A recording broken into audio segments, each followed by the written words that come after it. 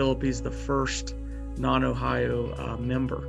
And we take great pride in that. And AMP being able to increase their footprint really, I believe, set us up for the growth that we have seen over the many years since then.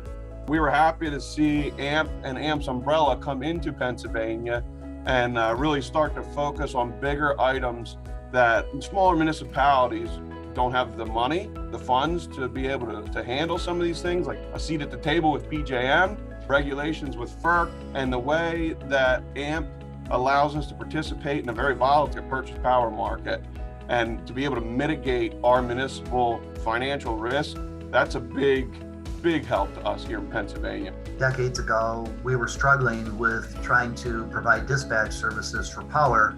The federal government had implemented some new changes, and we decided that we would discuss with AMP if they could provide those services for us. And that was the starting point where we started to work with AMP, and we had significant savings and increased performance. We're very pleased with that. The biggest thing is the impact that AMP has, the reputation that AMP has among national recognized organizations. It has the opportunity to have a say in what's going on in our industry.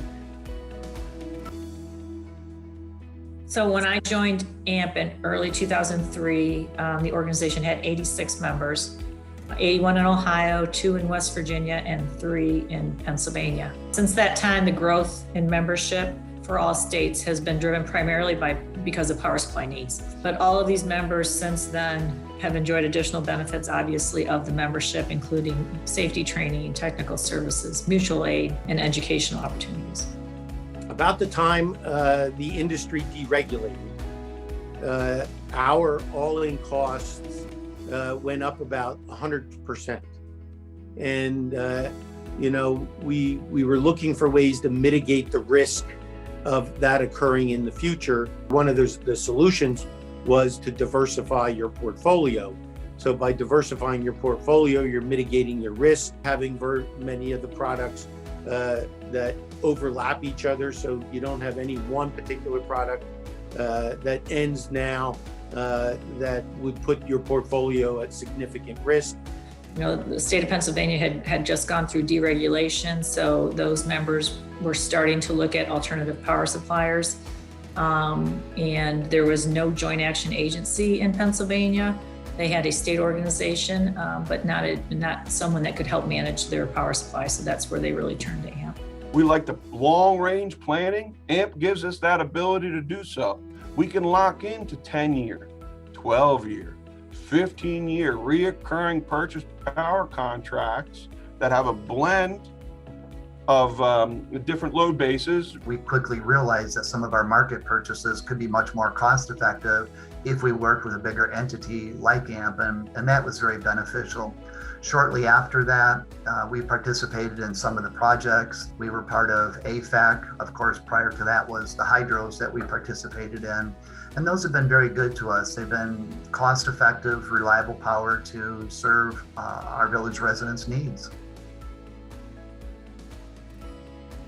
I think one of the benefits when you look at joint action agency is you look at the number of communities that are participating.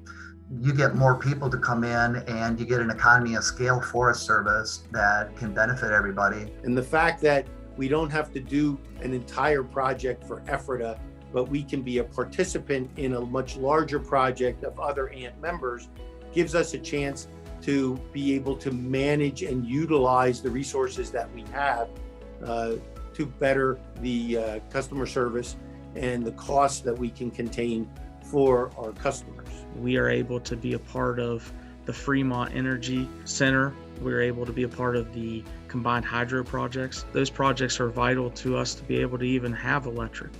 If it wasn't for types of projects like that, we may not be able to even be a public power entity here in West Virginia. AMP offers some great safety courses that they go on the road with that we're trying to currently expand on right now. And then also AMP offers a great lineman training school. So to keep good people here that know how to do the work, AMP is a big help with that. The increased pool of expertise and resources among 135 members in 9 states helps to strengthen, I think, the entire group, which is really what Joint Action is all about. Not only from a lobbying perspective that we now have voices, grassroots efforts in 9 states, but also from a mutual aid perspective and really just from a simple sharing of ideas and experiences from a more diverse pool. The industry is changing so much faster than it did just a few years ago. And in order to be able to keep up with the ever-changing industry, we need to rely on the expertise of the various AMP departments that help us. And we would not be able to function without that in the way things are structured in electric today. Small communities are going to look for ways to make sure that our distribution systems are sustainable. With many of the initiatives for distributed energy resources, electric vehicles, energy now is going in 2 directions on the grid to the customer, and many of the EV charging stations, for example, are sending energy back to the grid. So we're going to find that we need to prepare our grid systems to be able to be robust enough for the demands of the industry. We had a crucial project, an upgrade that we needed to do, and we were looking at a $2.5 million project, and we were lost on where to even begin. And through MESA at AMP, we were able to get the contract engineered. We were able to go out to bid, get the project done during the middle of the pandemic with only 1 lineman at that time working for us. Without MESA and AMP, we would never have been able to get that project done. The greatest thing about public power is it is the people's utility. The residents that we serve are part owners of it. Because they're part owners of it, we take what they say very seriously, and we use that to try to provide cost-effective and reliable power for them. Any of the revenues that we generate for the system get reinvested in our community. So keeping everything in your community is a great way to live, work, and play. Having local control of the power is so crucial to everything we do. It's crucial to economic development. It makes our everyday lives easier. We have the ability as being public servants to make a difference every day. I would like to wish AMP a happy 50th anniversary. You've done great things to get to this point, and I know that there's a lot of important things to be done in the next 50 years. So congratulations, and we look forward to the future work of AMP and its membership.